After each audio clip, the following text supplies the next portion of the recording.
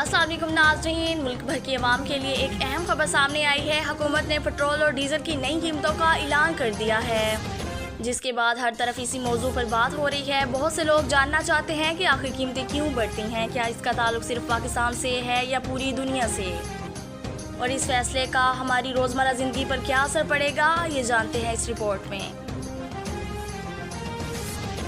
हुकूमत ने पेट्रोल और डीजल की नई कीमतों का ऐलान कर दिया है और नई कीमतों का इतलाक आज से हो गया है।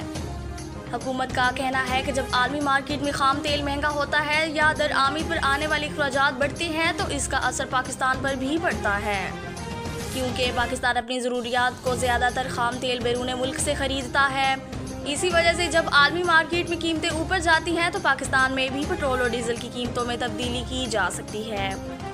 अब सवाल ये है कि इसका असर आम आदमी पर कैसे पड़ता है। जब पेट्रोल महंगा होता है तो सबसे पहले ट्रांसपोर्ट के अखराजात बढ़ जाते हैं। बसों, वैगनों और दीगर गाड़ियों के किरायों में इजाफा हो सकता है। इसी तरह एक शहर से दूसरे शहर तक सामान पहुंचाने की लागत भी बढ़ जाती है, जिसका असर बाज़ रोज़मर्रा इस्तेमाल की चीज़ों की कीमतों पर भी पड़ सकता है।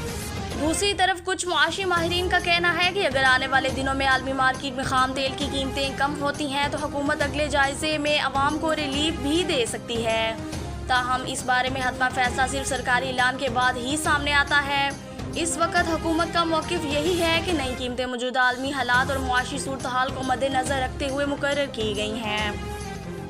ये थी इस खबर से मुतल्लिक़ तमाम अहम तफसीलात। आपकी क्या राय है कि आप पेट्रोल की कीमतों में इजाफा ज़रूरी था या हुकूमत को अवाम को मज़ीद रिलीफ देना चाहिए? अपनी राय कमेंट्स में ज़रूर बताएं। मज़ीद मुस्तंद और बरवक़्त ख़बरों के लिए ग्लोबल स्कोप न्यूज़ को सब्सक्राइब करें। मैं हूँ ईशा हुसैन, इजाज़त दीजिए। अल्लाह हाफिज़।